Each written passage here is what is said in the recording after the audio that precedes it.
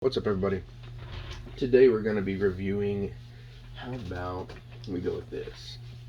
Yeah, see, I didn't even know what I was going to review until I turned on the camera. So, a chab. Yeah, let's do a chab. I haven't reviewed a chab, and I've got two of them, so I feel like this would be a good time.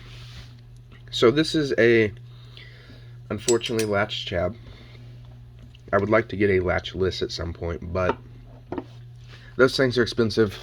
Sometimes they can be hard to find. There's been a few on the market recently, but they're just not really interested in anything I got, and I'm not trying to spend more money on knives. I've got a box right now worth about $12K, and that price is about to jump up another $4,000, almost five.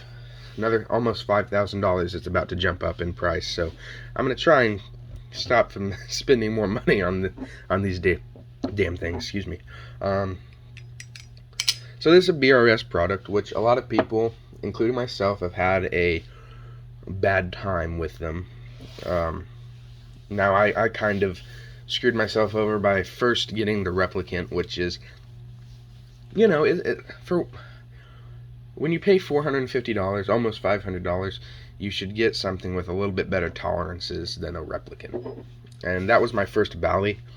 So really, I was not super, I say it was my first time starting to collect them. It wasn't my first Balisong. I'd had other things like the Benchmade 85, the 51s.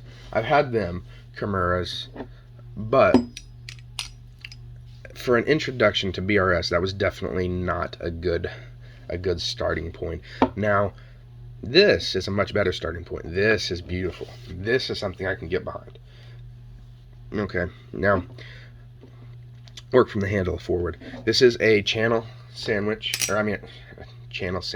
That's something I haven't heard of. This is a channel tie knife, okay? It is, the fit and finish of this is beautiful, okay?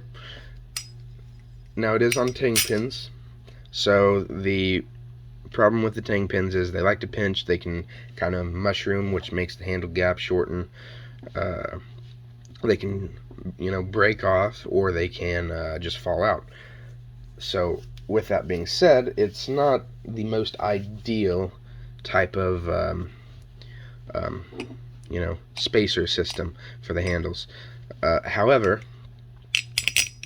these are pretty good tang pins from what I can see.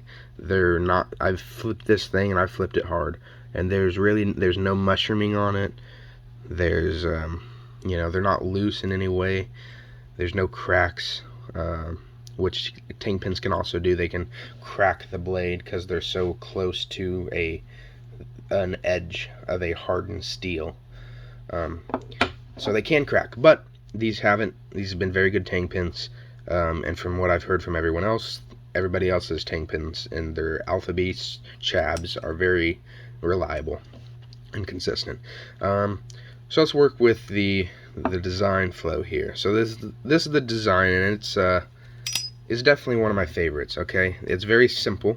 It doesn't require a lot. There's nothing special about it, but it's just something iconic about that, right? I mean, how can you not like that?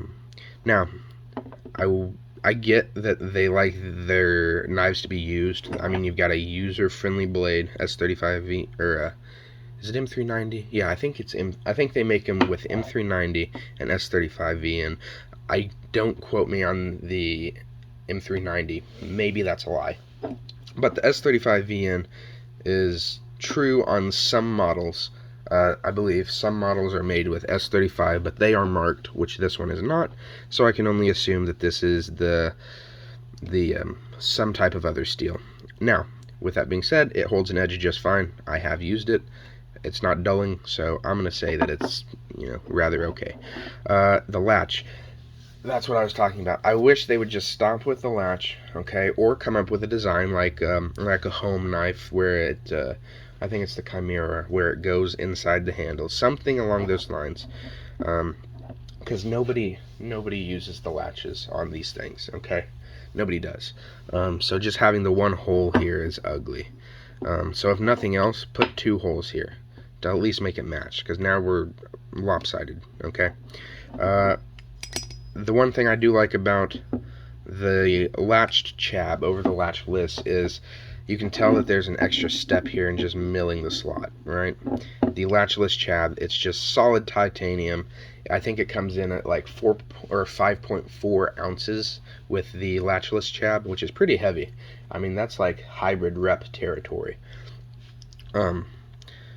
With that being said, I feel like at least this final step was completed. Much like Will Hirsch said in one of his reviews, the latchless chab just feels like they just decided to not finish the process.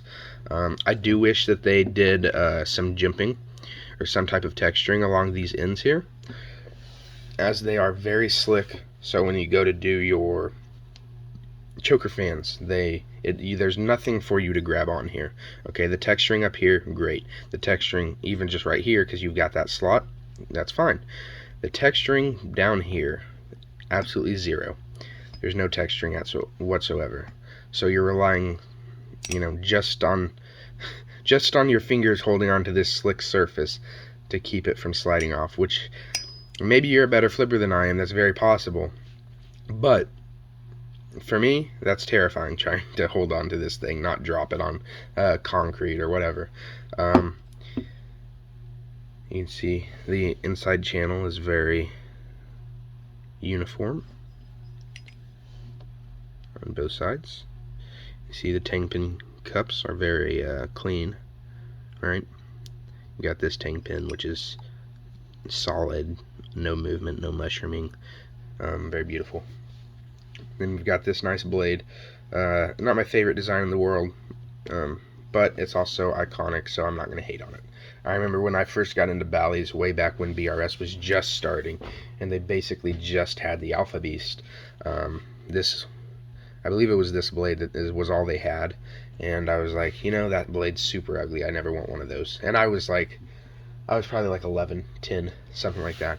And I was trying to justify it to myself, that I would never want a knife that looked like this, just because the price point was out of my 10-year-old pocket's price range. Now that I'm older and I make money, I can say that, yeah, I needed one. I can admit it. This knife does have no tap, which is lovely to see from BRS. And then we can see the sound check.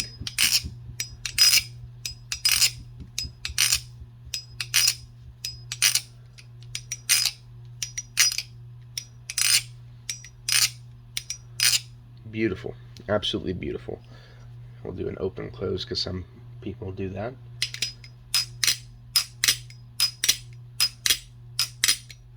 So anyway, this knife sounds great. It's tuned very well.